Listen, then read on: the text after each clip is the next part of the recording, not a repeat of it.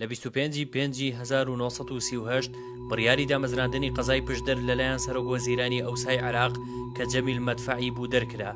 لە 15 هەمان ساڵ فەرمانی دامەزراندنی قەزای پشتدەر چووە بواری جێبەجێکردنەوە و فەرمانی بۆ دەرچوو کە لە سەرەتاشدا لە دوو ناحیە پێک هاتبوو، ناحیەی قەڵاتزێ و ناحیەی مەرگە کە ناوەندی بنگرت بوو.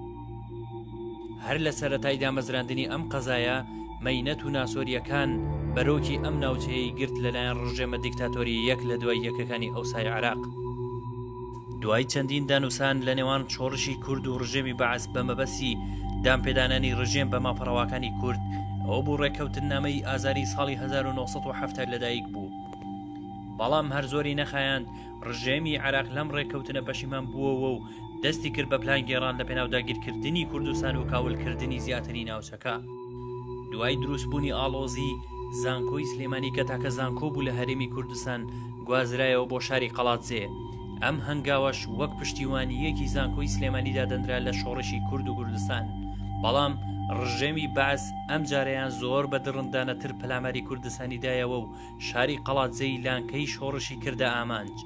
بەرەبەیانی ڕۆژی 24/4/1974 کاتژمێر 9:45 خولەک دوو فڕۆکەی سیخۆی ڕووسی هاتنە سەر ئاسمانی شاری قەڵاتزێ و زۆر بێبەزەیانە ناوەڕاستی شاریان بە چەندین بۆمبی ناپاڵمی هیندی بۆردومان کرد. هەر بەمەشەوە نەوەستا لە فڕۆکەکانەوە بە دۆشکە و چەکی جۆرا و جۆر گول لە بارانی دانیشتوانەکەیان کرد. لە چەند ساتێکی کەمدا شارەکەیان خەڵتانی خوێن کرد و هاوار و ناڵەی ژن و منداڵ و بێسەرپەرشتان ئاسمانی هەژان.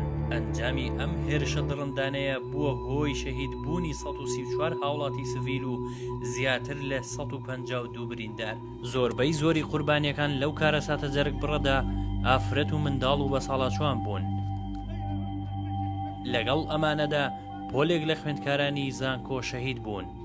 لە خوێندکارانی کۆلێژی کشتتوکاڵی هەریەک لە سەروەر عەلی قادر و فاڕۆق عەلی عەبدوڵڵا و حەمە ساڵح قادر و لە خوێندکارانی کۆلێژی ئاداب هەریەک لە ئازاد حسێن محەممەد، بورهان عەبدوڵڵا شاسوار، هیوە عەبدولغەفور. ئەمە سەرەڕای چەندین خوێندکاری تری وەک عەباس ڕەسوول محەممەد، عەبدولحەمید شاسوار، عەبدولحەمید خانەقینی، ئەمیر ڕەئوف نەجیب، دلێر عەبدولحەمید ئەتروشی شەهید بوون. هۆکاری زۆری ئەو شەهیدانە لە ڕیزی خوێندکارانی زانکۆ بۆردومانکردنی شوێنی نووسن و حەوانەوەی خوێندکاران بوو. ئەمە سەرەڕای بۆردومانکردنی سەرۆکایەتی زانکۆی سلێمانی کە بووە هۆی شەهید بوونی فەرمانبەرێکی زانکۆ بەناوی عومەر مەجید.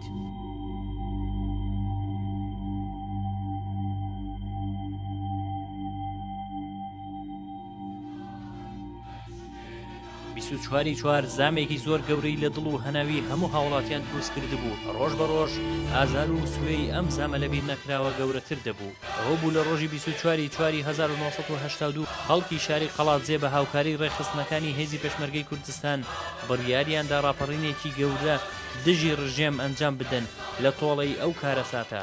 سەرەتا بە هاوکاری ڕادیۆی دەنگی گەلی کوردستان و بڵندگۆی مزگەوتەکان جۆش و خرۆشیان خستە ناو دڵی هاوڵاتیان و خۆپیشاندان بەڕێ پێوان بۆ سەر قەبران دەستی پێکرد.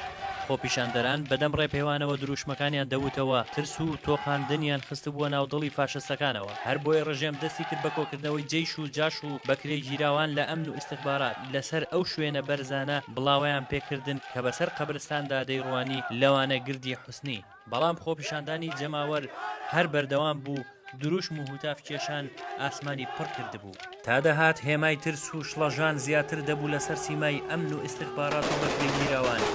لە ئەنجامدا ڕژێم دەستی کرد بە گولەبەرانکردنی خۆپیشاندەران و خۆپیشاندەرانیش زۆر بوێرانە بەردبارانی ئەو هێزەی ڕژێمی دەکرد.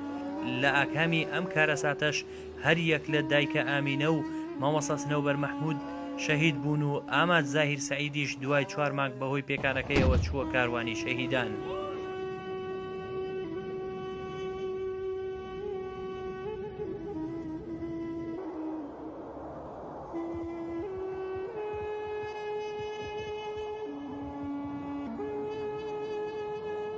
ئەم ڕووداوەکەم وێنەیە ڕق و کینی ڕژێمی زیاتر کرد و بەردەوام لە هەلێک دەگەڕات تا تۆڵەی شکستی خۆی بکاتەوە. هەر بۆیە دوای تەواوبوونی شەڕی عێراق ئێران بڕیاری ڕاگواستنی دانیشتوانی سنووری پشدەر درا بۆ ئۆردوگا زۆرە ملەیەکانی کە لە سنووری پارێزگای سلێمانی و هەولێر دروست کرابوون. لەوانە ئۆردوگای بازیان و خەبات. لە 26/6/1989 شاری قەڵاتزێ بە تەواوی چۆڵ کرا و دانیشتوانەکەی دەرکران.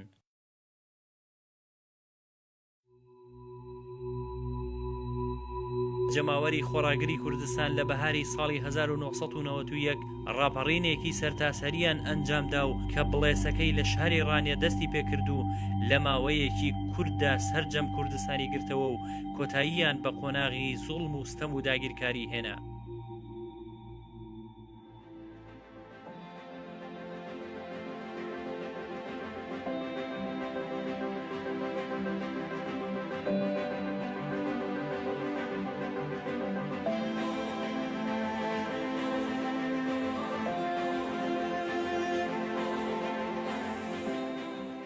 شاری قەڵاتجێ ناوەندی قەزای پشدەرە، سەر بە پارێزگای سلێمانیە و نزیکەی 134 کیلۆمەتر لێەوە دوورە. لە ڕۆژهەڵاتیەوە هاوسنووری ڕۆژهەڵاتی کوردستان و شارەکانی سەردەشت و میراوەیە. لە ڕۆژئاواشەوە هاوسنوورە لەگەڵ شاری ڕانیە و لە باکوورەوە ناحیەی قەسرەی قەزای چۆمان و لە باشوورەوە ناحیەی بنگرد و ناوسەی مەرگە و قەزای ماوەتە. لە ئێستادا قەزای پشدەر پێک دێت لە شاری خەڵاتجێ و ناحیەکانی سەنگەسەر و ژاراوە و ئیسێوە و هەڵشۆ و هێرۆ.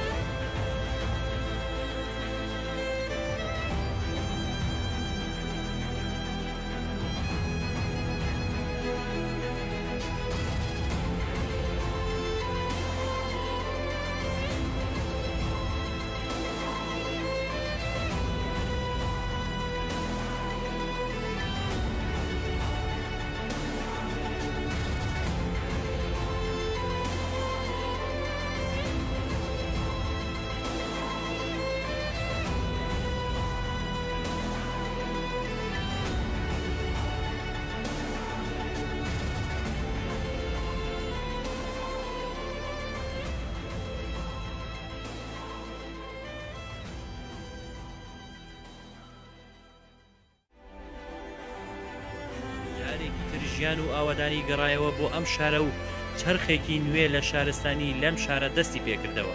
ئاوادانی زۆربەی سێکتەرەکانی گرتەوە و هەر لەو چوارچێوەیەش لەسەر داوای جەنابی مامجەلال و لە ساڵی 2004 کۆلێژی زمان لە قەڵاتجێ دامەزرا و پاشان بە بڕیاری ئەنجومەنی وەزیران لە مانگی تەموزی ساڵی 2010 بڕیاری دامەزراندنی زانکۆی ڕاپەڕیندرا. ئەمە سەر ڕایناسینی ڕۆژی 24/4 بە ڕۆژی شەهیدی زانکۆ لەلایەن ئەنجومەنی وەزیرانەوە.